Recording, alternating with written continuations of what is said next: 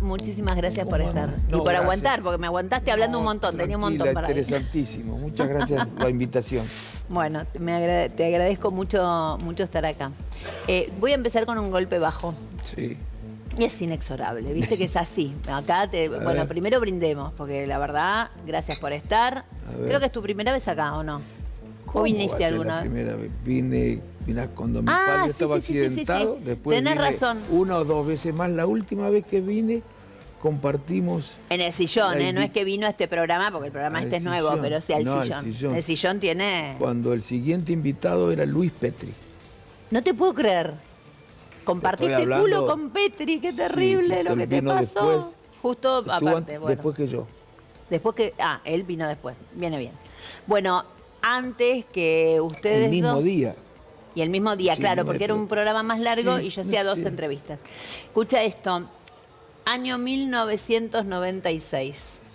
Ahí donde vos estabas sentado, mirá quién se sentó. ¿Podemos, señor director? Sí, a ver. Dale. Miro allá. Allá, mira. Allá. ¿Podemos, sí o no? Sí, vamos. Vamos. Para que viene con carreta. Viene con, como es del 96. El aberrante proceso de reorganización nacional queda sepultado bajo la avalancha de votos por los dos partidos mayoritarios y populares. El radicalismo gana con el 52% de los sufragios y los justicialistas alcanzan el 40%. Agradezco el esfuerzo porque ha sido la participación de la ciudadanía argentina en su conjunto lo que ha garantizado que este proceso de democratización de los argentinos culminara con éxito. Qué momento, ¿no? Sí, realmente, desde luego era. Y yo creo que es así, ¿verdad? Es una fecha que no es nuestra, no es del radicalismo, es una fecha de los argentinos. Es por eso que nosotros la festejamos con la certeza de que no es un acto sectario. ¿Cuándo se dio cuenta? ¿En qué momento? Me imagino que habrá sido previo al día exactamente. No, sí. Veía a la gente, veía un gran afecto de la gente, veía que se acercaba gente de distintos partidos políticos, que estaba dispuesta a votar, que confiaba en mí como el responsable máximo, no total, desde luego, de un proceso de democratización. ¿Desde el momento que empezó a hacer política creyó o quiso ser presidente? Mire, no, me han preguntado varias veces eso, y yo no recuerdo. Tal vez los sueños casi juveniles. ¿Nunca le dijo a su padre cuando era chico, quiero ser presidente? No le dije. ¿La materia económica fue la gran deuda de su gobierno? Y yo pienso que sí, no resolvimos el tema. Mire, muy sencillo, si a Menem le hubiera tocado gobernar en los años 80, hubiera tenido inflación. O sea, si usted hubiera sido presidente en los 90, no hubiera tenido inflación. No hubiera tenido, y si Menem hubiera sido presidente en los 80, hubiera tenido inflación. A no ser que hubiera tenido tal vez un poco menos, porque yo me resistí mucho a las recetas del Fondo Monetario Internacional, que se cobró su deuda. Ajá. ¿Le pasaron facturas? Me pasaron facturas. ¿Y visto desde hoy, le hubiera dado un poquito más de bolilla al Fondo Monetario? No, porque era condenar a la gente a la desocupación, pedían que tuviéramos un punto de superávit, era realmente hacer, bueno, lo que pasó ahora hubiera pasado. Yo no estaba dispuesto a eso, porque no solamente hay que procurar que cierren las cuentas, sino que hay que procurar dar solución a los problemas de la gente. ¿Y sigue pensando que... Fíjese que en el momento peor, cuando la hiperinflación, yo tenía 7% de desocupación. Pero como diría Menem, cobrábamos el sueldo y no sabía cuándo... No, pero la gente comía, y procurábamos aumentar y atender.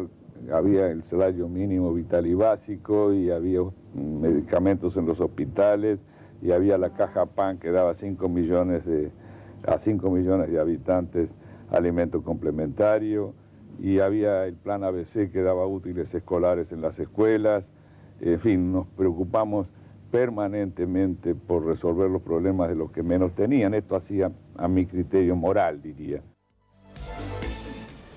Ahí estaba, 1998, me equivoqué, porque yo le hice 2 reportajes a tu papá. En el 96 hice uno Era la primera vez que lo entrevistaba. Y recuerdo, pero tajante, porque el susto que me pegué fue terrible.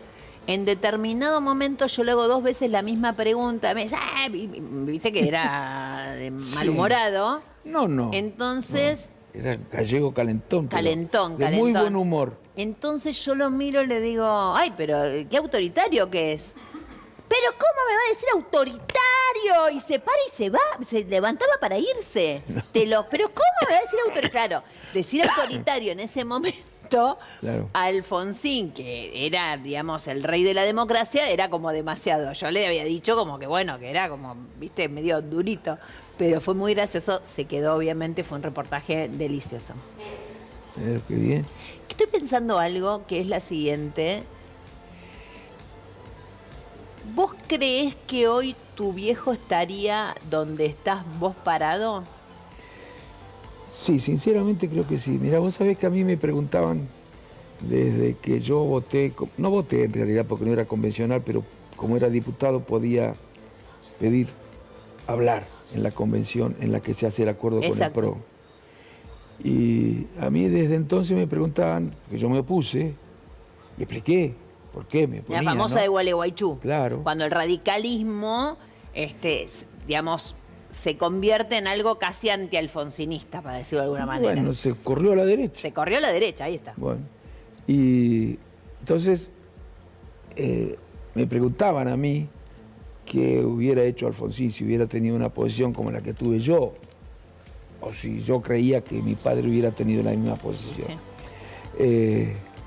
Y yo no quería contestar, yo decía no voy a contestar porque mi padre está muerto y no queda bien que uno conteste por otra persona cuando no está, porque tal vez acierte, pero no sé si los fundamentos serían los mismos. Pero después empezó todo el mundo a decir, a todos les hacían una pregunta, los protagonistas de aquel tiempo decían, sí, Alfonsín, sí. Bueno, la verdad que no era necesario preguntarle a nadie porque existían testimonios que respondían a esa pregunta. Hay una entrevista que le hace, pero varias, no es la única, la que más se recuerda es la que le hace Mauro Viale, cuando le pregunta a Alfonsín cuáles serían los aliados de la Unión Cívica Radical. Había ocurrido el 2001 y nosotros teníamos que pensar en hacer alianzas porque habíamos sufrido mucho después de aquella crisis.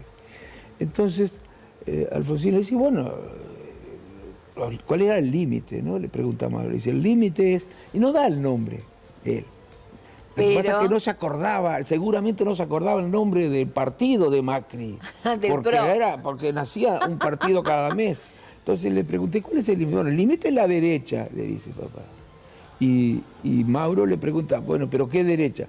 Y él dice así casi, bueno, Macri, por ejemplo, dice, nosotros no podemos traicionar nuestras convicciones. Mirá, él no personalizaba nunca. No, pero mira. ¿Lo tenés?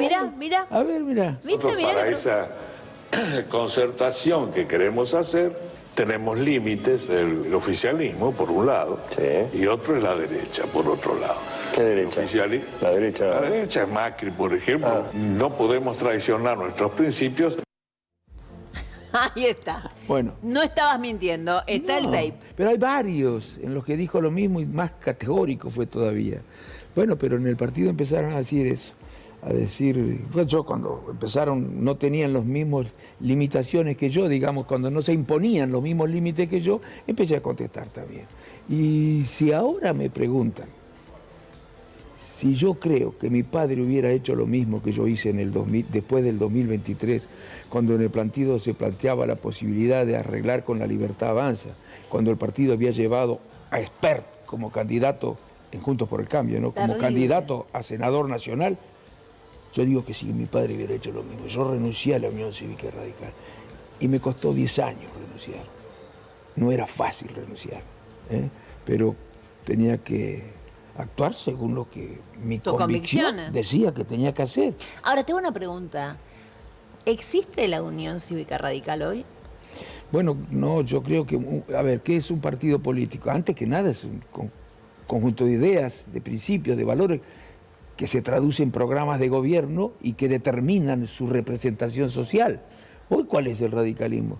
Es el de Mendoza, que se alió con La Libertad Avanza. Es el de Valdés. ¿El de Valdés? No, el de Mendoza, el de Cornejo. Por eso digo, o el de Valdés. El de Valdés en Corrientes no pudo porque Milei no quiso. Es el del Chaco, que se arregló con la Libertad Avanza. Es el de Entre Ríos, que arregló con la Libertad Avanza. Es el de Córdoba, que quería arreglar con la Libertad Avanza, pero no se negó. Dejaron. Es el de la provincia de Buenos Aires, que pasó lo mismo. Es el que está en Provincias Unidas, o es el que está en la CC, en la provincia de Buenos Aires, o es el que está en Potencia, o es el que está en Nuevos Aires. Porque hoy, Juntos para el Cambio, está dividido en cuatro fuerzas en la provincia de Buenos Aires. Pero son todas, y creo que en el 2027 se van a reunir, porque me parece que en el partido no se ha dado la discusión que debe darse acerca de si lo que decidió en el 2015 correrse hacia posiciones ideológicas a las que representaba la Unión Cívica Radical debe o no ser corregido, y sigue ocupando ese mismo lugar. Ahora, la pregunta en todo esto es, Ricardo, ¿qué pasó en el medio? Porque digo, yo hay un momento, todo el mundo recuerda digamos, los años de presidente de Raúl. Yo la verdad valorizo muchísimo lo que Raúl Alfonsín junto con Duhalde hicieron en la crisis terminal 2001. Yo creo que en algún momento va a tener que realmente revalorizarse ese gesto heroico de realmente bancar en una situación dificilísima. Se habló mucho de un montón de cosas, pero no se habló de los principios y valores que tuvieron justamente ellos en ese momento para ponerse codo a codo. Duhalde gobernando y Alfonsín bancando, señores. Claro. Fue realmente impresionante.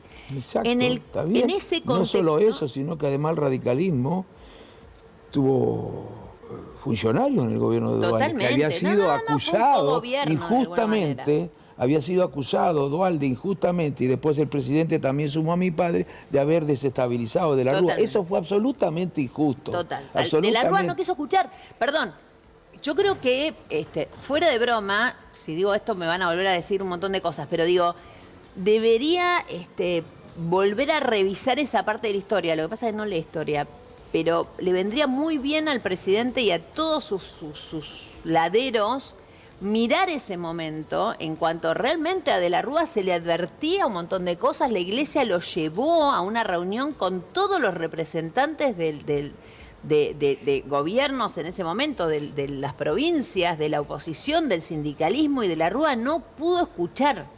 No pudo escuchar. Después de todo esto pasó, obviamente, lo que pasó. Pero volviendo justamente a esto, después vino otro momento, porque vos terminaste siendo del gobierno peronista embajador en España, pero previo a eso, yo creo que el gran error histórico de Néstor Kirchner fue dividir el radicalismo. Coincido con vos, y se lo dije además. El gran error histórico. ¿Por qué? Porque insólitamente, si la contracara del peronismo y del kirchnerismo hubiera sido un partido institucional, como obviamente fue el radicalismo, otro hubiera sido la historia. Eso yo creo que fue un error, digamos, estratégico de Kirchner, que se envalentonó en sumar, porque además te digo una sola cosa, yo creo que hoy el radicalismo alfonsinista y el peronismo para el 27 deberían estar juntos. Bueno, además yo creo que, lo he dicho varias veces, lo que pasa es que mientras los principales actores políticos se relacionen de la manera en la que se han venido relacionando, va a ser muy difícil, pero desde mi punto de vista, si nosotros queremos salir del estancamiento o del subdesarrollo, necesitamos ponernos de acuerdo entre por lo menos las fuerzas que tienen la posibilidad de gobernar respecto de cuestiones centrales, pero además hay que ponerse de acuerdo con sectores de la economía, en particular con las pymes y con los sectores del trabajo. Si no, va a ser muy difícil resolver, sobre todo la situación que nos va a dejar este gobierno, que es desastrosa y va a ser todavía más grave si no introduce cambios pronto el presidente de la República. Vos para mí hoy representás lo que sería históricamente la lista 3 radical, que no existe en la provincia de Buenos Aires, señores. Se perdieron. Gracias. Se perdieron la histórica posibilidad de tener la lista 3, por lo menos para la gente grande que sabe de qué se trata. ¿Quién te vota en dónde? Bueno, me votan. Mira, en primer lugar nosotros yo soy candidato en primer lugar por Proyecto Sur, que es el partido del creado por Pino, ¿te acordás? Pino Solana, me recuerdo. O sea, que hay peronistas de Pino que nos acompañan. La segunda candidata es Marina Cassese, que trabajó en los equipos económicos de La Baña. Está el socialismo también con nosotros, la mitad del socialismo está con nosotros, aunque algunos no lo digan.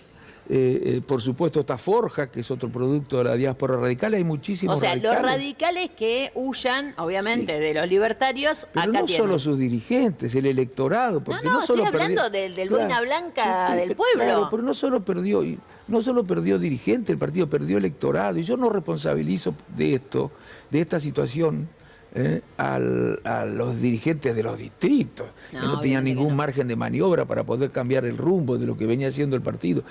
Responsabilizo a las principales conducciones de haber llevado al partido a esta situación y con una actitud bastante arrogante, impropia de quien tiene que actuar frente. Y ustedes dieron posibilidad, porque el partido, a ver, la UCR bonaerense le dio posibilidad a Manes, que salió corriendo por Garrocha hacia la ciudad de Buenos Aires. Yo no sé, pero a ver, yo te voy a decir una cosa. Vamos a ver.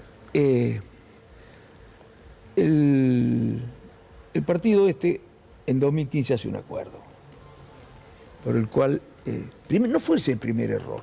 El primer error es romper el Frente Amplio UNEN. Total. Que había salido en el año 2013, segundo a nivel nacional, era una elección de medio término, pero obteniendo más o menos el 26-27% de los votos, reunía en ese entonces al socialismo, al radicalismo, a Proyecto Sur, a Libre del Sur, a Coalición Cívica. El resultado de esas elecciones de medio término, si es considerada una encuesta gigantesca, nos permitía presumir que en el 2015 podíamos reemplazar al oficialismo de entonces desde concepciones progresistas, no por derecha. Pero lo destruyeron. Totalmente. Ese fue el primer error. Escúchame, hagamos una cosa. Me tengo que ir a una tanda, viste, tenemos publicidad también de partidos políticos, quizás está la tuya ahí, creo a ver. No está, bueno, no importa, ahora lo vemos. No importa. Pero a ustedes les quiero decir, cuando regresamos de la tanda tenemos 3 informaciones exclusivísimas y una perla, pero que te va a hacer meme toda la semana. La perla que te estoy guardando tiene que ver, la tiene Lucas, y tiene que ver con la por ahora primer candidata de la Libertad Avanza. Karina. Dijeron un montón de cosas, Karen. Bueno. Menos no cometamos el error del candidato. Bueno, no importa, después lo cuento. Ahora venimos.